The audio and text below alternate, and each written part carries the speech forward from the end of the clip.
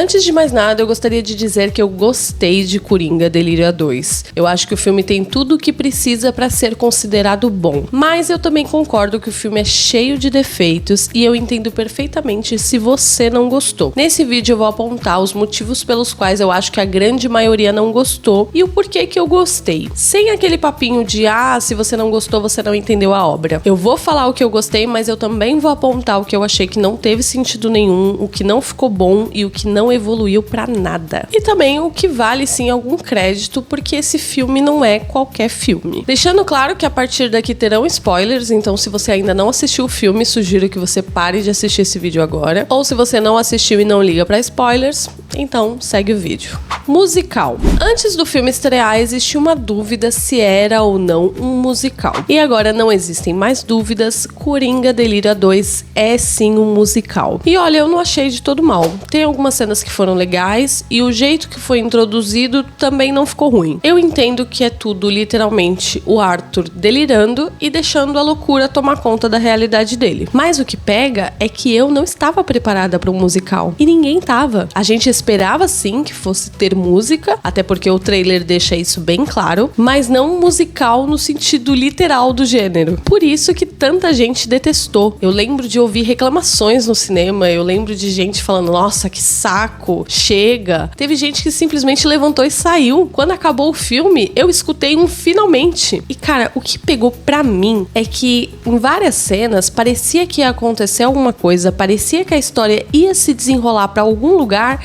e aí eles começavam a cantar. E nada acontecia. O filme, ele simplesmente jogava areia na nossa expectativa. Eu não acho que combinou com o filme, apesar de eu ter dito que gostei de algumas cenas, como por exemplo, a cena em que o Coringa e a Arlequina estão se apresentando no programa de TV, e aí ele fica com ciúmes dela estar cantando para a plateia e não para ele. Evidenciou ali uma dependência que ele criou nela em tão pouco tempo, e o que poderia ter virado essa relação se ela tivesse ido pra frente. Outra cena boa, falando de musical, é a cena do tribunal, em que o Arthur fantasia o que ele queria que acontecesse, mas que ele não tem coragem de fazer, até porque se ele fizesse, ele seria morto na mesma hora. Então assim, finalizando essa parte sobre o musical, porque eu acho que era importante falar sobre isso, porque todo mundo odiou, realmente não combinou. Como eu disse, teve cenas que eu gostei, que foram bem elaboradas, mas o filme não precisava disso. Na maioria das cenas, era só cantoria sem sentido. Atrapalhava muito a imersão no filme. Não teve nenhuma música que me marcou, não teve nenhuma música que, por exemplo, poderia render um Oscar pra Lady Gaga, outro Oscar, né? Foram só delírios do Arthur que frustravam quem tava assistindo esperando outra coisa. A Arlequina. Eu não tenho nada a reclamar da Lady Gaga, eu acho que a interpretação dela foi ótima e ela sempre teve cara de maluca mesmo, mas tirando a atuação, que nesse filme nem tem ninguém pra reclamar disso, eu não curti a história dela. Ela é formada em psicologia, assim como a história padrão da Arlequina, mas aqui ela se interna voluntariamente nessa prisão / hospício pra ficar perto do Arthur e ela conta um monte de mentiras pra ele. Dentre essas mentiras, ela chega até a falar que tá grávida. E ela faz tudo isso com o intuito de incentivar o Arthur a ser o Coringa e causar. Basicamente isso. Porque ela diz pra ele que ele vai sair livre, mas ela nem explica como que isso vai acontecer. E galera, isso era impossível. Talvez pra mente perturbada do Arthur até fizesse sentido. Mas o cara matou 5 pessoas, que a justiça sabe. Uma delas em rede nacional. Sabe lá Deus quantas pessoas ele traumatizou. Não existia a menor possibilidade dele sair livre. Se ele não fosse executado, ele ia passar o resto da vida dele num hospital psiquiátrico. E se o Arthur não fosse tão perturbado da cabeça, ele teria enxergado isso. Eu não entendi o propósito dali, de verdade. Ela queria o caos, ela queria a anarquia, mas ela não fez nada pra que ele fosse solto. Nem a explosão não foi obra dela, e eu achei que tinha sido. Quando ela sai do tribunal e depois vem a explosão, eu jurava que ela ia estar do lado de fora esperando por ele, mas não.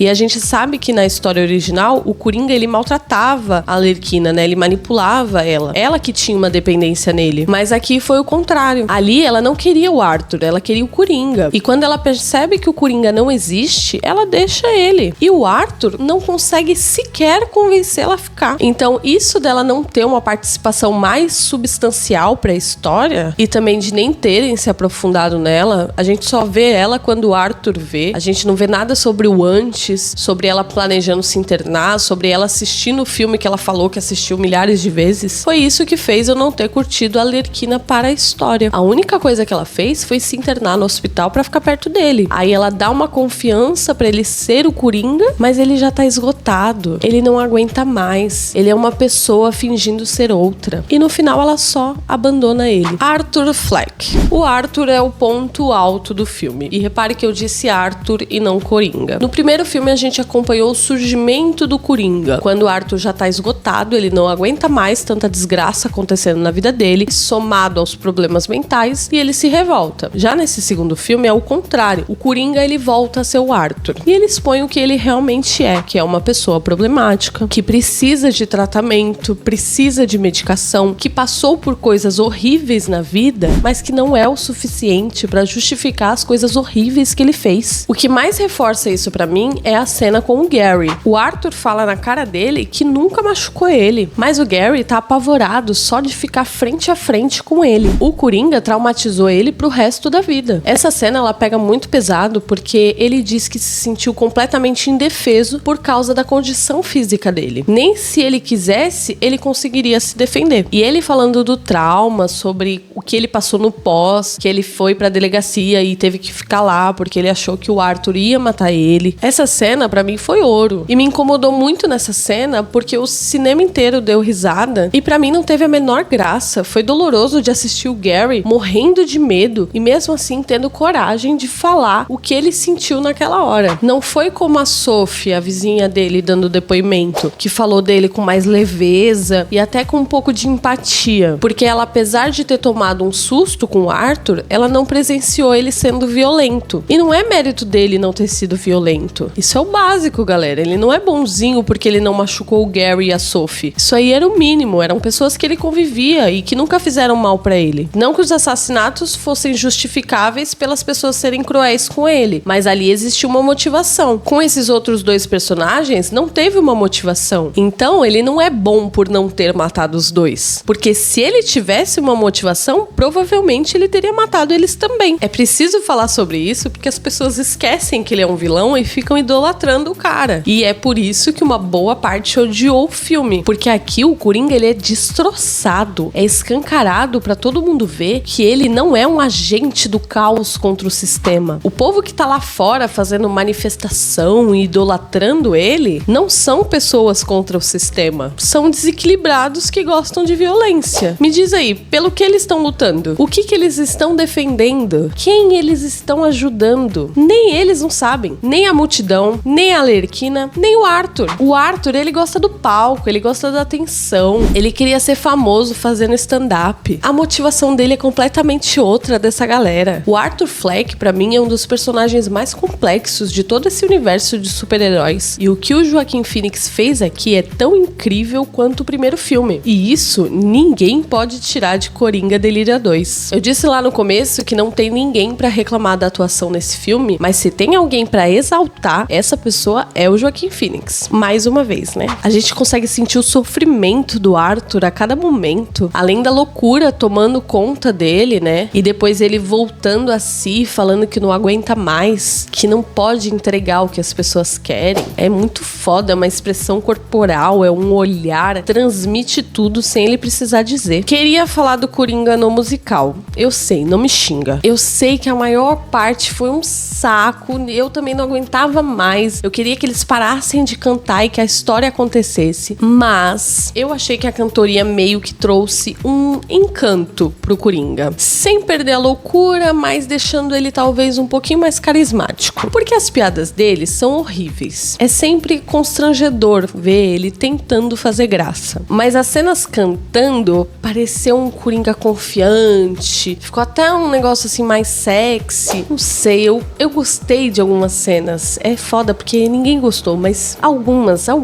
eu gostei. A do sapateado eu gostei. Me julgue, me xinga, pode xingar, eu sei. Mas a cena do sapateado eu gostei. Ele sapateando, achei mó legal. Eu não esperava ver ele sapateando. Você esperava? Não podemos dizer que o filme não nos surpreendeu. Mas beleza, eu já falei bem demais desse filme aqui. Tá na hora de apontar o que eu acho que seja a principal falha de Coringa Delírio Delírio A2. A história não foi pra lugar nenhum. Além de todas as conversas e cenas que são interrompidas por conta da cantoria, a história também não andou muito pra frente. O filme começa com o Arthur sendo o Arthur, tomando a medicação dele na prisão e esperando o julgamento. E no final a gente acaba com o Arthur sendo o Arthur, tomando a medicação e na prisão aguardando a sentença, que provavelmente seria a execução. Não ficou claro se a sentença já estava valendo, porque, né, o tribunal explodiu e o júri não conseguiu terminar de falar. Só que bem no finalzinho ele é assassinado, pelo que já estão teorizando que seja o próximo Coringa. Então vamos lá, por partes para ninguém se perder. O julgamento não deu em nada. O filme inteiro nós só vemos a perspectiva do Arthur, nós não sabemos se tem alguma coisa sendo movida a favor dele por conta de tantos protestos, tantos apoiadores. Nós sabemos que a advogada dele está tentando declarar ele como incapaz, mas ela também não é a favor desse pessoal que está fazendo manifestação. E ela, inclusive, repele o contato com eles. Então, voltamos ao fato de que essa galera não está fazendo nada. A Arlequina fala que tá presa, mas não tá. Fala que é pobre, mas não é. Fala que ele vai sair livre, mas ele não vai. Fala que tá grávida, mas também não tá. E aí? A Arlequina foi fazer o que nesse filme? E aí vamos então pra explosão. Quem foi que explodiu o tribunal? As pessoas que explodiram, elas queriam salvar o Coringa? Se queriam, por que não tinha ninguém ali esperando por ele? Essa cena final ficou tão confusa na minha cabeça, e o que me deixou mais puta é que também não foi pra lugar nenhum. Quando explodiu, a minha mente já tava teorizando de que ia ter um terceiro filme, que ele ia fugir, e aí o terceiro filme ia ser ele fugindo, talvez morrendo, porque, né, trilogia vende. Mas aí não, foi só uma explosão pra ele sair, dar uma volta, ver a Arlequina, confrontar ela e chegar à mesma conclusão que a gente já tinha chego lá quando ela saiu do tribunal, que ela não quer ele se ele não for o Coringa. Percebe que junta pouca coisa com coisa nenhuma? A visita do final nós não ficamos sabendo quem era. Eu acredito que não seria a Arlequina. Também nem sei se era verdade, se tinha uma visita mesmo. Pode ser que só queriam tirar ele de perto das pessoas pra deixar o cara assassinar ele. Porque geralmente eles escoltam, né, ele de um lado pro outro. A gente vê isso o filme inteiro. E aí de repente deixaram ele ali andando sozinho. E pode ser que isso só seja teoria da minha cabeça, mas se o filme não me dá mais informações, eu não tenho outra coisa a fazer senão teorizar. E aí também, teorizando a motivação do psicopata que matou ele, não ficou claro pra mim se o cara tava com ódio do Arthur por não ser o Coringa, ou se ele queria tomar esse cargo de Coringa pra ele. Porque logo depois de esfaquear o Arthur, o cara vai e faz os cortes na boca, como o nosso finado Heath Ledger, pra deixar a gente teorizando se vai ter mesmo outro Coringa ou se foi só um easter egg. Mas pode ser mesmo que já estejam pensando em fazer outro Coringa, porque a DC tem dessas, né? Eles gostam de jogar a personagem fora e fazer tudo de novo do começo. E eu acho um grandíssimo erro. O que o Joaquin Phoenix fez nesse filme botou a régua do Coringa lá em cima. Régua essa que já era bem alta. Agora, qualquer outro Coringa tem duas lendas pra bater. E isso pode dar desastrosamente errado, como deu com Jared Leto. Ou seja, chega de Coringa. Chega. Inventa outro vilão. Ou vai reciclar um vilão antigo que ninguém lembra mais. Outro que você já não tenha usado 5 atores diferentes pra interpretar. Bom, foi isso que eu achei de Coringa Delírio A2. Não dá pra dizer que o filme é ótimo e que quem não gostou do filme não entendeu a obra, porque isso não é verdade. O filme, ele tinha tudo na mão e ele foi totalmente ao contrário da expectativa do público. Então é justificável sim estarem achando o filme ruim, mas eu acho também que tem muita coisa pra se apreciar. Não dá pra descartar a obra inteira no lixo, não. Eu vi um comentário no Threads que eu acho que define bem o que a gente sentiu aqui. Nós, espectadores ansiosos pelo filme, somos como a Arlequina, que esperava muito Coringa, que esperava muito que ele causasse e reagisse e matasse pessoas. Mas quando a gente viu que era só o Arthur destruído, problemático, precisando de ajuda e se entregando, dizendo que, cara, eu não consigo mais, a gente ficou frustrado, assim como ela. Comenta aqui embaixo o que você achou desse filme que tá tão polêmico, tá tão dividido. Tem gente que amou, tem gente que odiou, a grande maioria odiou, mas eu acho que não tem resposta errada aqui. Vai do que você realmente achou. Eu só acho que esse é o tipo de filme que a gente tem que digerir um pouquinho, assistir e pensar um pouco sobre ele, entender o que o diretor quis trazer pra gente, essa proposta de desmantelar o Coringa e mostrar o que ele realmente é. Essa foi a minha análise, o que eu achei, a minha opinião. Toda segunda a gente vai ter vídeo novo. Agora estou pegando firme, tá? Fiquei 2 semanas aí sem fazer nada, mas agora estou voltando. É isso, até a próxima e um beijo.